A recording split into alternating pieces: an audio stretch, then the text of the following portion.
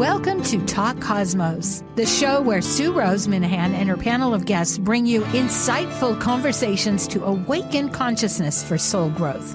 Come journey with us through astrology's energetic cycles and get ready to understand your path in the cosmic roots of the stars.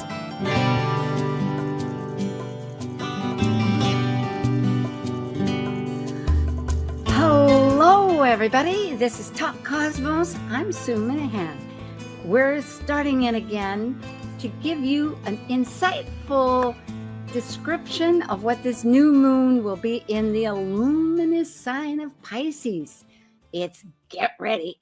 We have passages ahead, rites of being, amazing things that we can only speak of before we get on the journey. Who knows? But we're going to find out a little bit today, and I have a great crew to help me. So now we're ready for archetypal symbols. Synthesizing the new moon consciousness through archetypal Sabian symbols, numerology, lunar mansions, tarot, and astrology, all together illuminating a new moon vision story. This is your Archetypal Symbols panel. I'm Sue Rose Minahan, founder of Talk Cosmos since 2018. I'm an evolutionary astrologer, consultant, speaker, writer, vibrational astrology student, Dwarf Planet University graduate, Kepler Astrology Toastmasters Club charter member. I have a fine arts music degree plus a certificate in jazz. I'm an artist, musician, and certified color energy life coach. Especially, I love mythology and esoteric philosophies. I'm Elizabeth Liz Muschett, a professional astrologer, intuitive, numerologist, and tarot reader. I'm a certified sacred healing counselor, providing nurturing, in-depth consultations for individuals and couples. I'm an author, blogger, speaker, and international Reiki master and teacher. I create safe space in which to explore the deeper patterns of your life, to clarify your current circumstances and help you find your best path forward. And I'm Justin Crocodelsy, an archetypal Jyotish astrologer, yoga and meditation teacher, and author. I combine both Western ancient astrology and modern psychological astrology with Eastern Vedic astrology, and I specialize in predictive, electional, and karmic astrology for individuals and couples.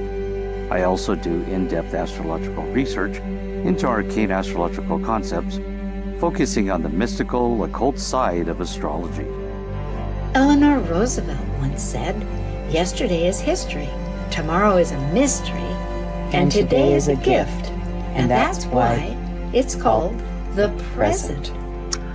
Hello, hello to the new present. Hello, Justin, and hello, Liz. Hey, Sue and Liz. It's great to be here again. Yes, it is. Liz, hi. Yes, another great show. Excited to get started. Exactly. Let's find out. So it is going to be the week of February 23rd. With Pisces, there's no time. So there you go. But we're going to get ready. We are getting ready. It's 9 degrees, 41 minutes of Pisces. And it's happening on the 27th. So that is a correct feature. And Eastern time, it'll be at 7:45 in the morning. What's the it's PM. It's PM. Oh, rats boo hiss. Okay, PM. Thank you. Sunrise, Sunset is one of my favorite songs, but thank you very much. My apology. We've all tweaked this, and there you go again. Okay, I'm going to make a note of that so I can also let people know. It's mutable water. Mutable water, what does that mean? It means it's sloshing around a lot, right? Well, mutable finishes projects up to make room for new things to come in or new projects to start. There you go. And it offers a lot of compassion, Pisces, and forgiveness. You know, it's a combination of everything that's happened. So there's a big history. There's a big story in Pisces, more than it really shows, but it's empathic, intuitive. It's a full deal, really.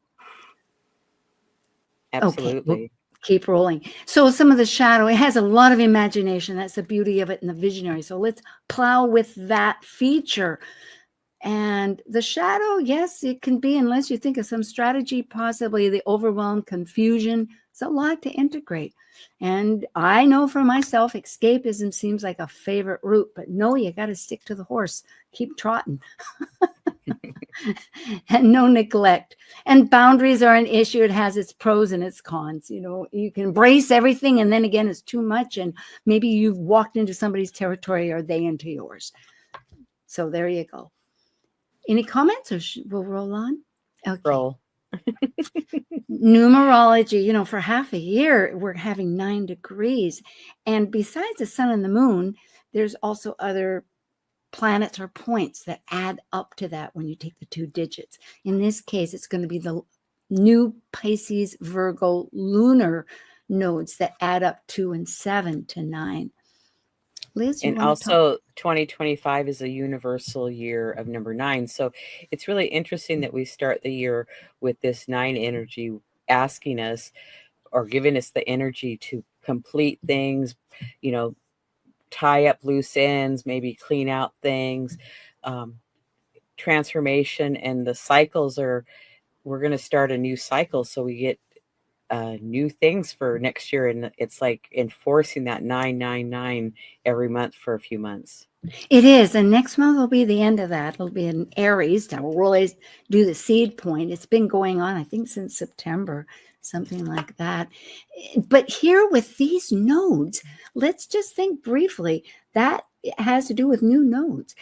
They're now in Pisces for the North node. It's our karmic destiny path. It's, speaking of everything that we just spoke of, somehow fit into the whole scenario of cosmically, collectively on the whole globe.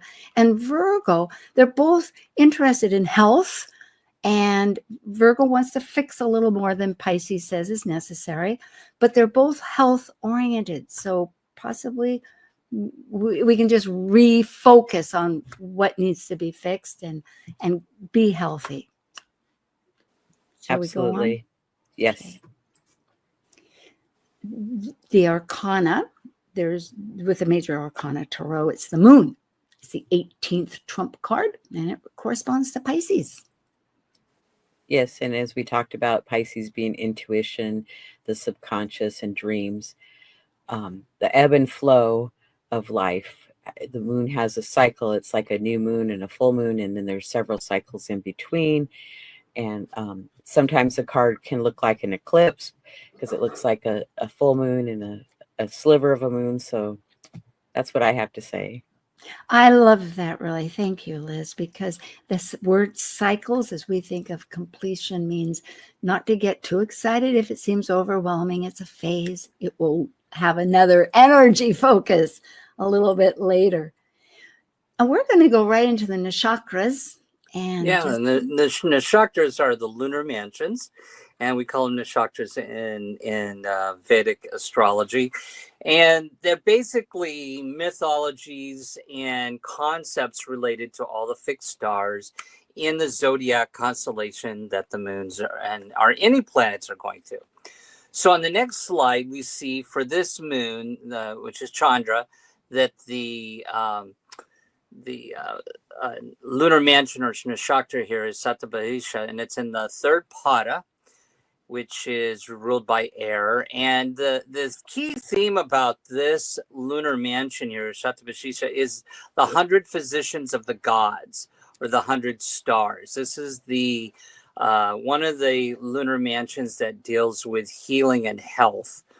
And the ruling planet is Rahu, because the north node in Jyotish or Vedic astrology is considered a minor planet. And the deity here is Varuna, which is the god of the rains and the mystical healer. Symbol is an empty circle, and a basis above and below here is all pervasiveness and support for everything.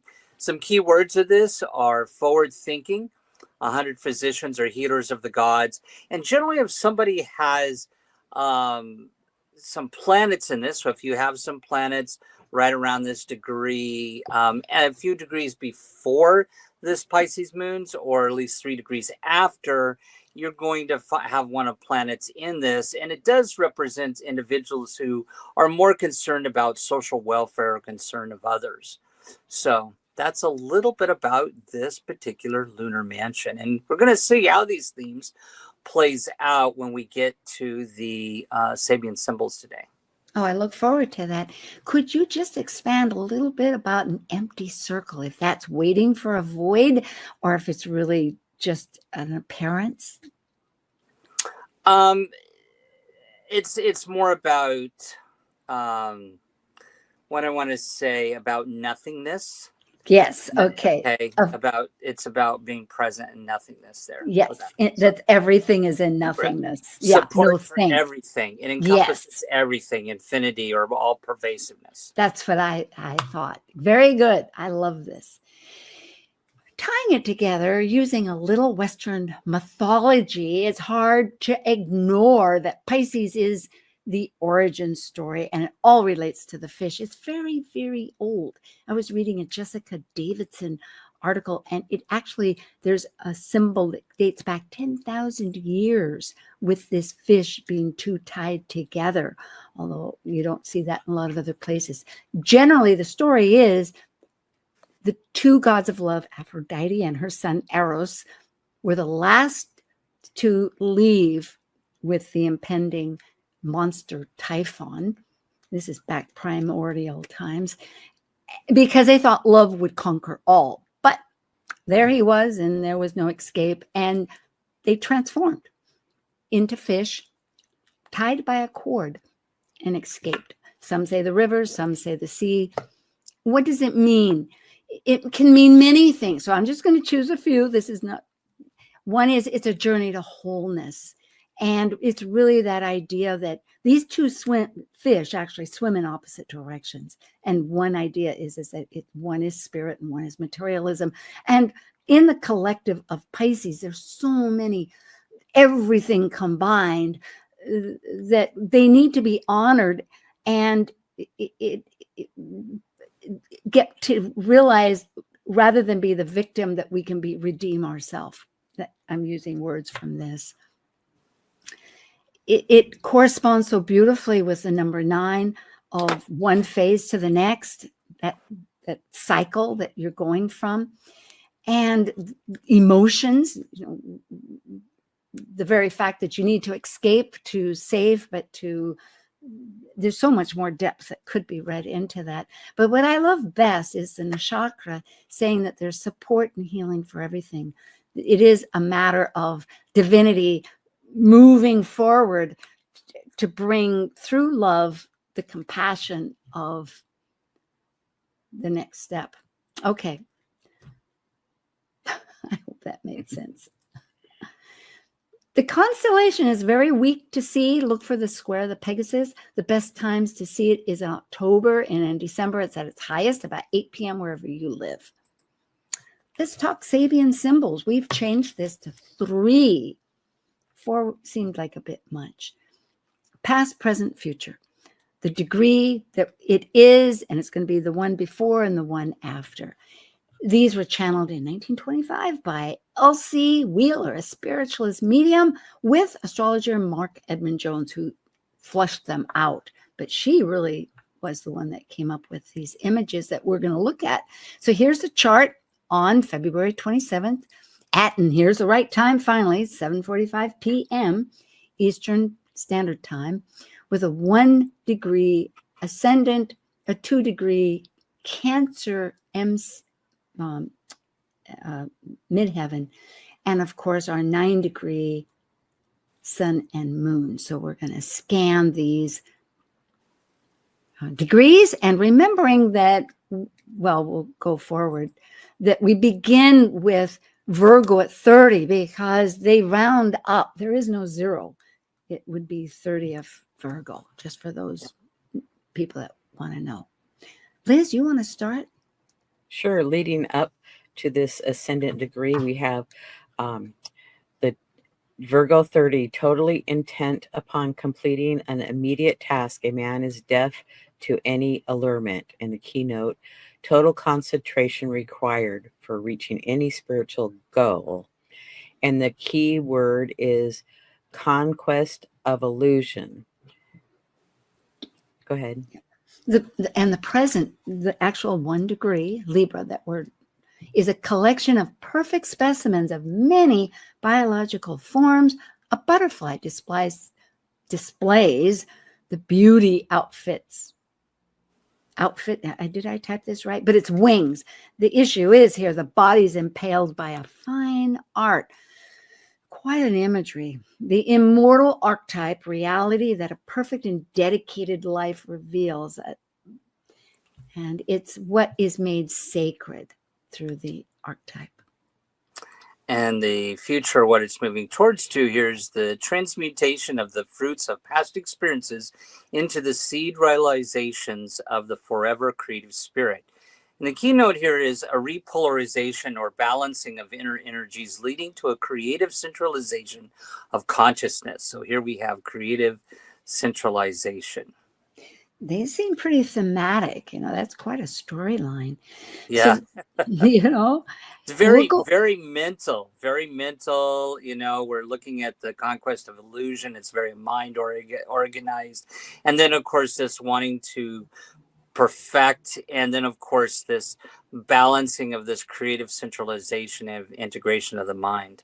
Which is so Libran. Thank you. Looking at the MC, this is for Eastern time. It's in Cancer, 2 degrees. So the past, I'll do that and you do the present. Liz will mix it up.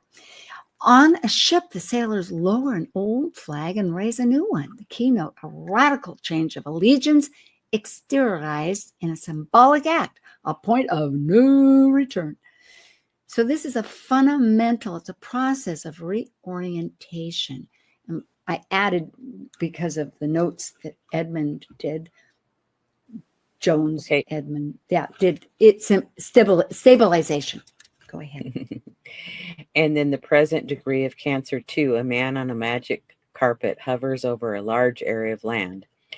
And the keynote is the ability to expand one's consciousness by stabilizing one's point of view at a higher level. And the keyword is elevation, rising above it all. And then the third one, or where we're going to here, a man bundled in fur leads a shaggy deer. And the keynote here is the need to overcome stagnation and cold during trials of endurance. And the keyword here is a testing of the will. Well, I guess if we elevate, we can. And I might make a point that what I see a lot of times in charts, because I am a Cancer. And so this is, really that first degrees of the zodiac signs always remind me of kind of what the whole theme of the suit is, we say, or this whole theme of the constellation. So it's, Cancers are learning to reorientate their emotions healthy and elevate them to a higher spiritual perspective. And I think through that, we sometimes go through this testing of wills and endurance, and there's more of a psychological thing going on there. So. Thank you. That's finally to the exact sun and moon for the entire world. Liz, you want to start? Sure. So the leading up 2 degree is Pisces 8, a girl blowing a bugle, a call to participation in the service of the race. An evolutionary crisis approaches. And the keyword is summons. And I'm going to read a little bit more here. A new form of consecration of the individual to the whole. Tomorrow acts through today. So summons men to rebirth. The present 9 degrees would be a jockey spurs his horse intent on outdistancing his rivals. Keynote, intense mobilization of energy and skill in the drive for success in any social performance, affected by the competitive spirit, self-quickening. And then what it's moving towards here, an aviator pursues his journey flying through ground obscuring clouds. Keynote here is man's ability to develop powers and skills which by transcending natural limitations allow him to operate in mental, spiritual realms. The keyword here is mastery. So, I just want to give you my thoughts on this, that this just shows me, here we got a summons to call, we got a self-quickening, and now we're learning to master something here in the mental spiritual realm. So this feels like to me, this energy of this moon is getting us ready for the spring equinox and everything moving into fire. We feel a self-quickening and a getting a fire lit under us here, I think, a little bit. Blowing a bugle and a jockey spurs his horse and an aviator. My goodness, land, air, and Liz? Well, it's like, to me, it's just a call to action. Yeah. There, let's see what the whole picture looks like. Sounds good. These will be just the keywords, and Liz and Justin will. Well, I don't have anything more to add because I think we kind of summed them up already. But if Justin wants to add something. Yeah, I think, through this aspect of speeding up and getting something done and mastering something, we're going to go through sort of like, if you live on the East Coast, because it's the ascendant for the East Coast, there's something about looking at your mind and creativity, but also not letting your emotions get bogged down into being an obstacle to this summons and mastery. And really, it is for the nation too, because I think we are using the United States. That's true. Yeah. Chart for that purpose as a collective energy. We're still going through Chiron return for the state, nation, and many other things. Yes, indeed. These words in themselves: conquest of illusion, made sacred, creative centralization for the rising, and then the keywords for the MC in Cancer, that nurturing Cancer, reorientation, elevation, a testing of the will. And then finally for the 9 degrees Pisces itself, summons to rebirth, self-quickening mastery. Well, this is beautiful. We're a little bit ahead, but you know what? I think that's okay. We will take a little break and come back and really, unless we have a thought or two, we want to talk about how the Vedic comes in now, or we want to wait for the charts. I think we should wait for the charts. Yeah. All right. We will come back. We'll see you in a second. Thank you. This is Archetypal Symbols with Elizabeth Muschett, Justin Crockett, Elsie, and myself, Sue Minahan. Thank you. While we take a break from this week's edition of Talk Cosmos, let's take a look at this cycle's archetype. We are currently in the Yang period of Aquarius, ruled modernly by Uranus and Saturn in traditional astrology by the ancients. By leaving a cycle based on governing structures through both man-made and universal laws, Aquarius breaks established patterns, permitting the energy of freedom, just as its ruling planet Uranus spins on its side and orbits backwards. As a fixed air sign represented by the water bearer pouring the spirit of cosmic energy, Aquarius seeks to find like-minded, intuitively aligned souls to connect in social groups for the elevation and improvement of all. Talk Cosmos brings insightful conversations to awaken consciousness for the soul growth with hour-long programs. Talk Cosmos weekly programs are also available to watch live on the Talk Cosmos YouTube channel and Facebook page. While you're there, make sure you click the like and subscribe buttons so you get the full Talk Cosmos experience. Or if you'd rather listen to the show archives with audio only, the entire podcast collection since 2018 is available on most podcast carriers. And to find out about upcoming programs, sign up for the newsletter at talkcosmos.com. So grab your coffee, tea, or kombucha and enjoy the show. This is Martha Norwalk every Sunday morning beginning at 9 a.m. Thanks in part to Linda Rasmussen at verticalenergyworldwide.com. We cover the world of animals. This week, March 2nd, it's Shelter Rescue Sanctuary and anything that helps our animal friends Sunday. We'll check in with Meow Cat Rescue, Help Animals India, and Beth and Merritt Clifton at animals24-7.org. Plus, we'll hear about all the great events and classes coming up at the Ananda Institute for Living Yoga. Martha Norwalk's Animal World, Sunday morning, 9 a.m. to noon, right here on Alternative Talk, AM 1150. Seattle, Tacoma, Antwerp, That's right. We're streamed worldwide on our app and on the web at 1150kknw.com. Hi again. We are Archetypal Symbols, New Moon Consciousness, because it renews your intentional life choices. And you can find Elizabeth, all of us do consultations. And this here is one way to find out for each person, or else go to Talk Cosmos. In the 8th season, there's going to be a blurb for each one of the guests. And there's many ways. It's all on our calendars and etc. But Liz is a lightpath.com, and she has a YouTube at Elizabeth Liz Muschett. Justin Crockett Elsie, you can find under his name, JustinCrockettElsie.com, or email justin.elsie@gmail.com. And his email, not email, but YouTube is at Astrological Yogi. Myself, Sue Minahan, TalkCosmos.com, and my YouTube is at Talk Cosmos. So thank you for subscribing. Liz, you have a moment to share these great news. Yes, I have 2 to 3 podcasts a week. I've been working on the astrological highlights of 2025 with different astrologers from one even came from Canada and one from Ireland and around the United States. And then a new show that's starting, the Magical Astrology with Robert. And then Justin and I do the monthly astrology forecast, the full moon forecast, and a Chiron asteroid series. And then I have a show called the Astrology Star Sisters that we do Chinese astrology, decans using astrology and tarot, dwarf planets with Sue, fixed stars, planet stationing, Uranian astrology, and the Venus star points. So I look forward to having you watch some of my shows and subscribe. Thanks. Okay. And Justin. Yeah, so I do consultations via Zoom for people all over.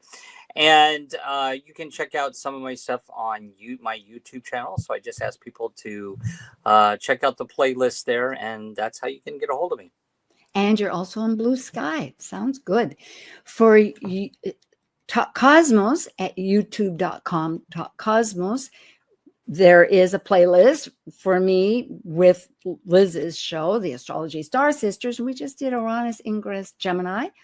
That's the most recent. Another one will be coming up.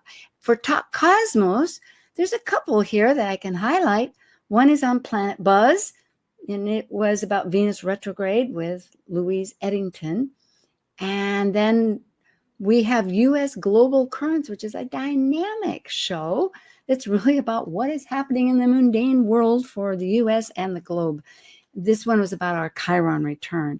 It's pretty monumental because it is a process that we're all managing one way or the other. So thank you for showing looking at those. And I have 2 events just to bring focus to. One is an online healing event because these are the healing energies of Pisces and Virgo. It's caring for the soul. There is it's a virtual retreat, and you can find that at virtual retreat caringforthesoul.evanbright.com. It's put on by Marie O'Neill.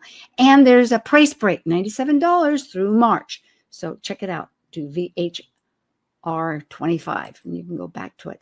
And just to bring a heads up, vibrational astrology is having a very first of its kind. There has been another, but it's morphed into a collective called Convergence. But this is Fractal Cosmos. It'll be on Labor Day weekend. Registration opens March 9th, and you can go to fractalcosmos.com. So save that. And it's for newbies or advanced. There's going to be 2 tracks. So if you're curious, what does all that mean? This will be a great chance to find out. Let's talk astrology. It really there's only this slide's about the out of bounds planets, and right now the only out of bounds planet is Mars, and Mars has been out of bounds since January 1st and will stay out of bounds until April 7th. And out of bounds planets are out of the bounds of the sun, so they act on their own. And oftentimes I think of them as acting as a a little bratty 2-year-old. Well, you could think that, but I'll have to say we all have our out of bound planets. And I think really it's just independent. It's like, I'm going to be me. Thank you, universe. So if that's 2 years old, I'm for it. That's good. But Mars is happening. So if all your get up and go wants to get up and go, realize it's in Cancer. It's looking for safety. It's a tall order. Cancer has put quite a pack on us lately, but it's all going to add up. I trust. Okay. The highlight is that for a few days, less than a week, all the planets are direct. That's unusual. The last couple of years, we've had months of direct time. All of January, all of February. Not this year. We're going to have from February 24th, a couple of days ago, until March 1st. And then we go teet. We begin to review things. And looking just at the sun and moon for this, so we won't look at any others. Okay, because we'll get into that. There are a few dynamics. I would say one point I will say is that the sun and moon seem to be a midpoint between, because I kept checking my solar software and it said, yes, it's conjunct, or it's trine rather, Mars and the MC. Well, it's rather a distance. It's like 8 degrees, 7 degrees from each, but it's a midpoint between those. So it is powerful between our Cancer 2 degree, which is almost, 2 degrees is only a bit away from 0 degrees, which is like summer solstice. That's a world point itself. And 17 degrees. So that's a trine. It's a flow. It wants to move. In other words, the Piscean and the caring, somebody in the world is moving. This is for the United States, moving a lot of things forward. Yeah. And then the other trine is to Vesta. Yeah, I think this really speaks to a lot of what we're seeing in the lunar mansions and the Sabian symbols around emotions. And we have the god of rains, which is a mystic healer, and there's about emotions here.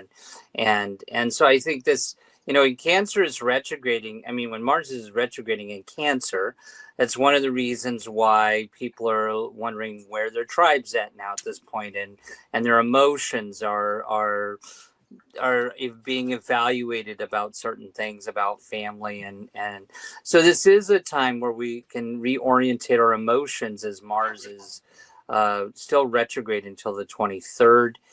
By the time this moon is, though, it will not be retrograding. It'll be direct. But I think that grand trine there it was really more about healing. That's what I get out of that. I like that.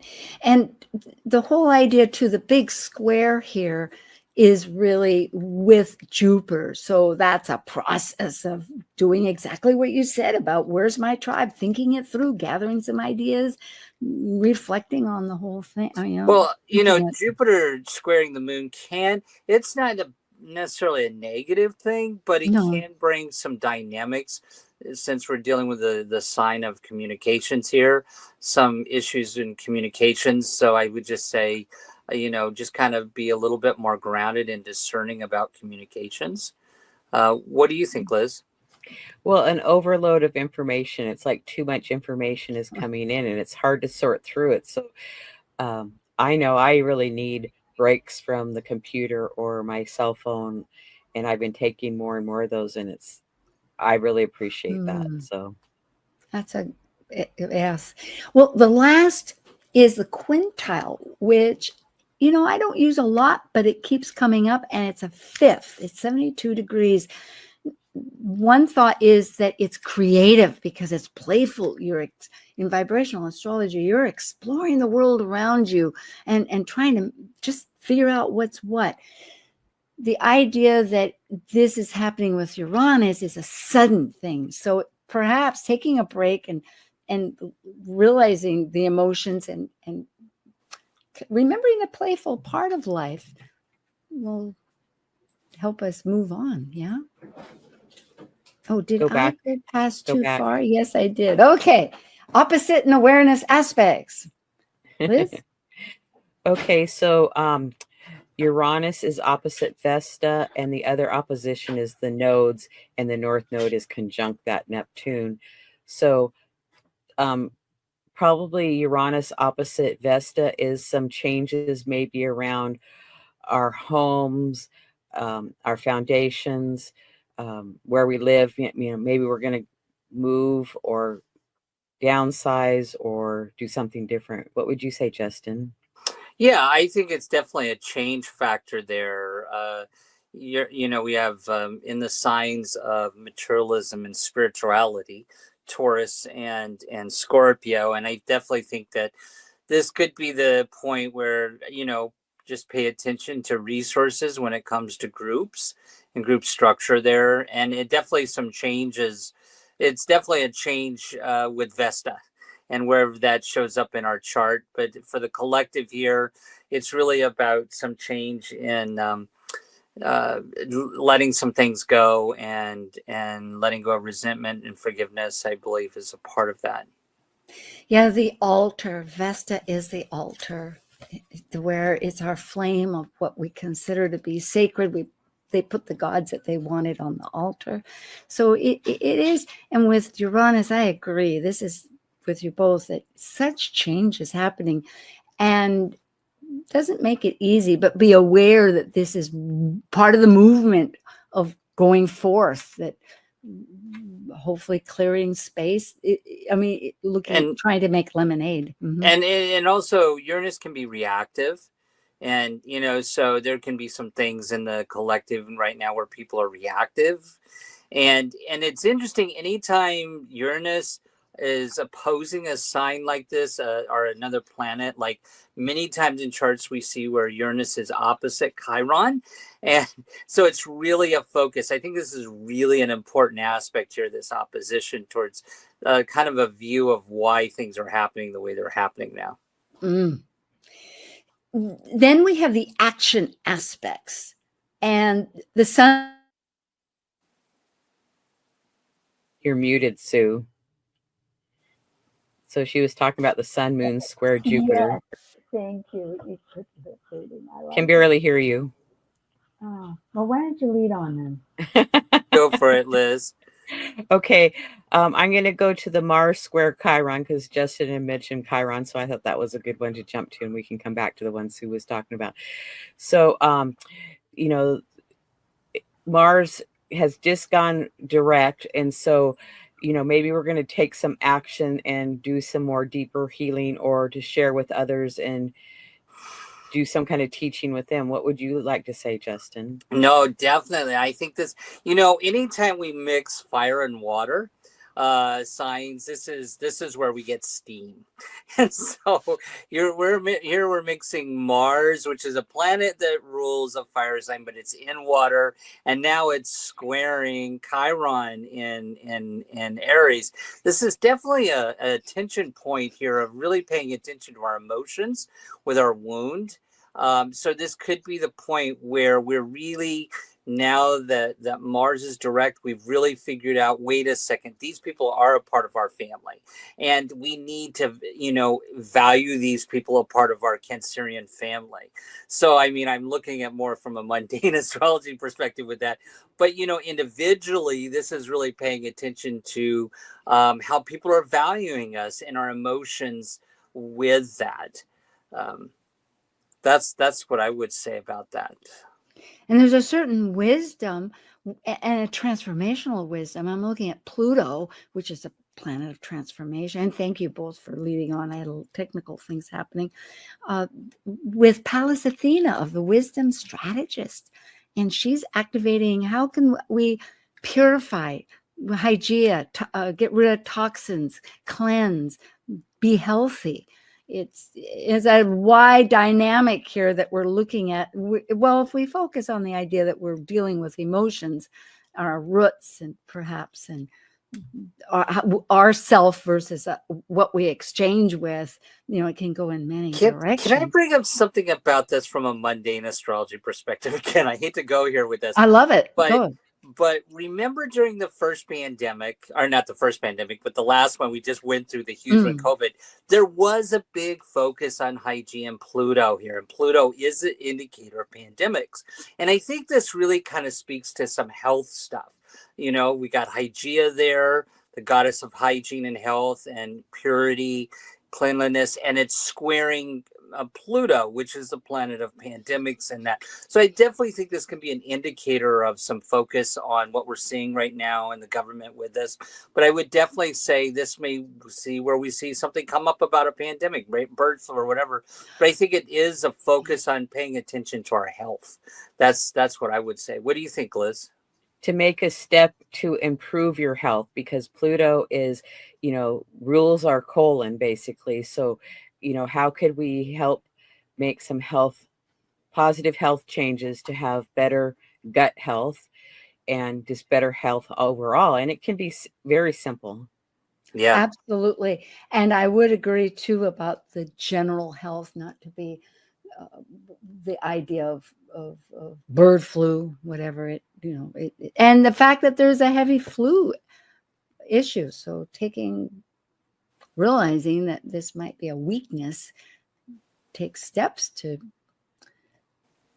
And then we may see something. We may, because this is a square, we may see some action taken on bird flu right around this period of time as well. So there was one more.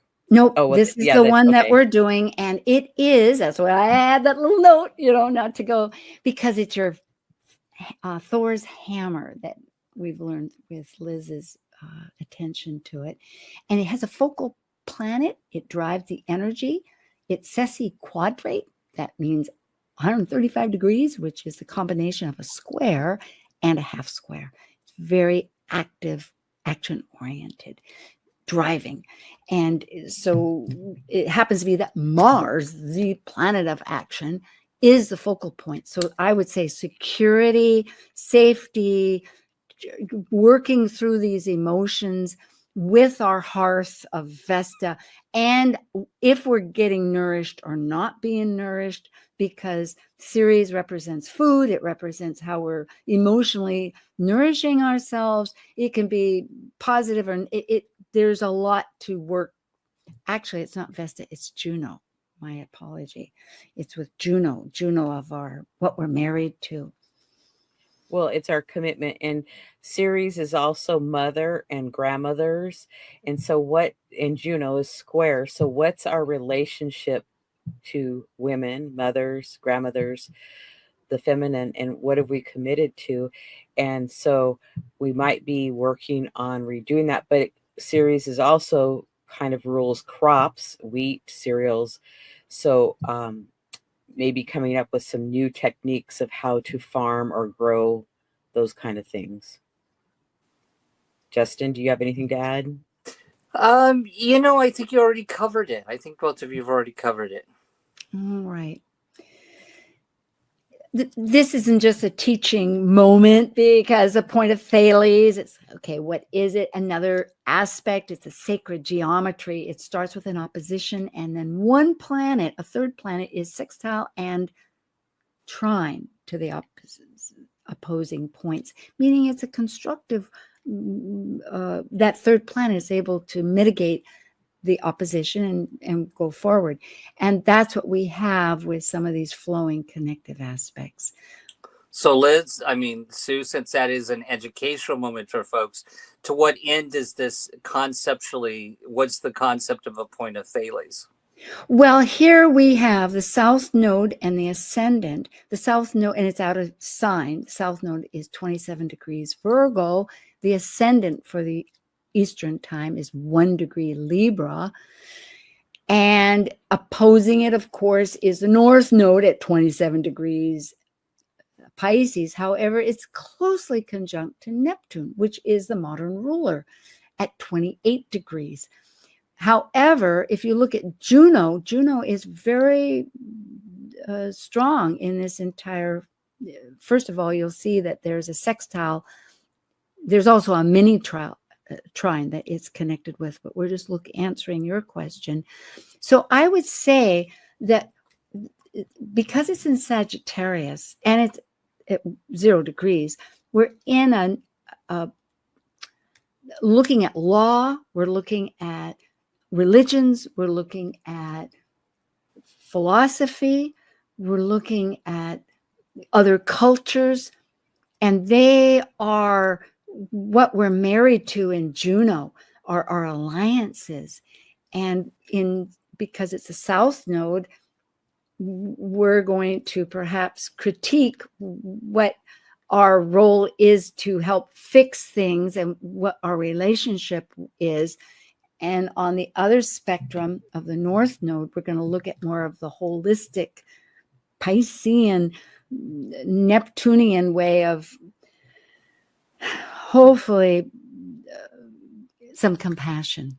Yeah, no, I was wondering what, for folks, just without whatever planets are involved, what is the meaning of the point of Thales? It's a constructive process. It's taking two oppositions and it's coming with that third planet working in a constructive manner. Constructive manner towards some outcome, basically. Positive. Yeah. Okay. Which all aspects do. All aspects are Right. energies, just consciousness that are working at some. Rick Levine uses this a lot. We use it a lot with Planet Buzz. So if I'm morphing this into our, Well, no, I was getting to where you, since this was the educational moment for the listeners, to what actually Thales means and what does that mean trying to get too conceptually. much into it. Yeah, just like it's constructive. It's a constructive aspect because we've been any aspects focusing. constructive. Any aspects Not constructive. in some mind people, in some minds, I like that. I like that idea, but there has been in the world of astrology so much dissent about this is negative and this is positive and that means this and this means irritating, like a quincunx, and it goes on and on and on. So in the little nutshell, which I don't allege to in many of those, I don't see, I see them all as constructive. I agree. It's just how do you get to the constructive point? But I guess in this one, and it's, I think I would say with that North Node conjunct Neptune, it's like coming up with a new vision and a new way to do things and how we, commit and partner with things and using our past experiences to help us with our new dream. I like that. Yeah. And I would definitely say there's an emotional communication aspect to relationships here, with Mars and Mercury and Juno there involved. And then going on to the mini grand trine or talent trine, we have the South Node ascendant trine to Pluto and Pallas Athena, and then they're sextile, both those points, to Juno. So, this flow that's taking place, thinking of things from the past or how things have been, and how do we want to change them? Because Pluto wants to go deep. It doesn't want to just do surface stuff. It wants to go deep, deep, deep. And again, it's, our commitments and our oaths to things. And strategy. A lot of strategy. A lot of wisdom, hopefully. Yeah. There's hope on the horizon, I suppose. It's a whole process, really, of looking at that Mars trine the Saturn and Mercury, which I know we've brought up. No, we didn't. So, no, we didn't. And I put that in there correctly. Yes. I know we went. Yes, we did. Because the circle, it's actually going down to the next one, Saturn, and which is a wonderful configuration. Anytime you get Mercury and Saturn together, it's trying to figure out what's essential and to work on that. So it's good energy. And anytime you have Mars and Saturn in any aspect, they're both the malefics. So there's, I always think of it as a break in the gas pedal. So there's like a process that has to take place to work through that, to move forward, or because Mars wants to move forward and Saturn wants to slow it down. So it's like, that they can mediate and come to a new understanding. But in water signs, it's deep. And it's also compatible. it's a trine. It wants to flow. It wants to connect. And so I think the actions want to find what kind of container am I going to live in, because it's water. And with Mercury, it's going to be, okay, what are we going to put in the water? Are we going to put fish? Are we going to put, is it going to be fresh water? Is it salt water? Well, I think that Mercury in Pisces is asking us to be compassionate how we deal with this. Yeah. No salt water. No, we won't hurt the wounds. Yeah. So is that the last slide, or? It is. I was just waiting if Justin had a thought there, but we can go. No, I think that basically it just is the point of Thales is just visiting the other aspects we've already looked at, with the Pluto and Juno and Mars, and the nodes are always going to be opposite one another. So, I mean, but it does tie in an idea of just looking at, okay, we're just looking at it. There's a flow coming from that. And I think that's the idea. So it's not, it does expand the dimensions of it, because without that trine there and looking at that just as an element, it would, it accentuates. So I think we're agreeing, are we not? Or are we disagreeing? I think it's an agreement. Yeah, okay, sounds good to me. Well, I want to thank, we want to talk for a chat, but I do want to first say with the slides, thanks, folks, for subscribing and liking. It's always love to have you on board for our insightful conversations, because we want to awaken heart and soul consciousness. And there is always a YouTube playlist. So we have time. We have time to actually visit. My intention has come true. Yes, as you were saying. Well, it's like, to me, this new moon is asking us to continue to release things that are no longer of use to us, clean things out. And that can be our beliefs, that can be our closets, that can be anything. And of course, if it's a person, do it gently and kindly, and to have compassion and write down your desires. And I would say, since this is a Pisces new moon, dream big. Well, and I was also going to mention that the aspect of dreams here, because the Pisces, I've always found when Pisces moons, it's a very good dream time, but it's also, this is about creativity and getting going with something here, So I think it's a good time for any type of creativity, or starting creative projects, or any artist with a Pisces moon at 9 degrees like that. It is truly, when you look at the fact that we're direct, all the planets are direct right at this little moment. Plus we have, I'm going back, scanning my mind about what we have really talked about. The reinforcement, moon is always reinforcement with emotions, but the nakshatra that's saying there's a lot of healing. There's just, whatever we're looking to enact forward will be healing. I think. Well, reorientating one's emotions is healing. Yes, exactly. Back to the Sabian symbols. Yeah. Because truly, when you have a lot of change imposed on us, and we feel like that, and of course, many like it and many don't like it. It's controversial to begin with. There's adjustments with our environment. I think that's really what Jupiter and Gemini is saying. We're like rethinking, refocusing, reconsidering the patterns of where we live. How does it respond to us? How is it supporting us? Is it supporting us? That's true. That's true. Yeah. And to be compassionate to yourself and everybody else. I mean, it's true. I was just listening to Jason Hawley in a class we did with Iliad, and he brought up about Chiron, and there was some Chinese philosopher. So it was, someone says to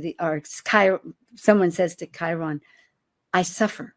And Chiron says, I see your suffering. And it's hanging in there. It's being with it.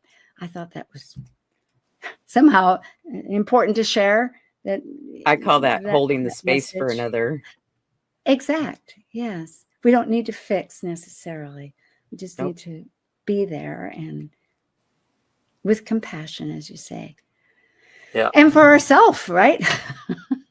Exactly. And listen as well as you can and share with others too. It's a reciprocal. Well, thank you, Elizabeth Liz Muschett and Justin Crockett Elsie. I'm Sue Minahan. This is Archetypal Symbols. We hope all of you have blessed invocations and new starts as we all journey forward. Because next month is solar eclipse, lunar eclipse. Actually, it's going to be a solar eclipse. It'll be a wow, pow, alakazam. Blessings to all. See you next time. Okay. Goodbye. Thank you for joining an insightful conversation on Talk Cosmos, the show where Sue Rose Minahan and her panel of guests awaken consciousness by connecting soul growth patterns with astrology's energetic cycles. Be sure to tune in next week, same time, same place, to continue your journey through the roots of the cosmic pathway.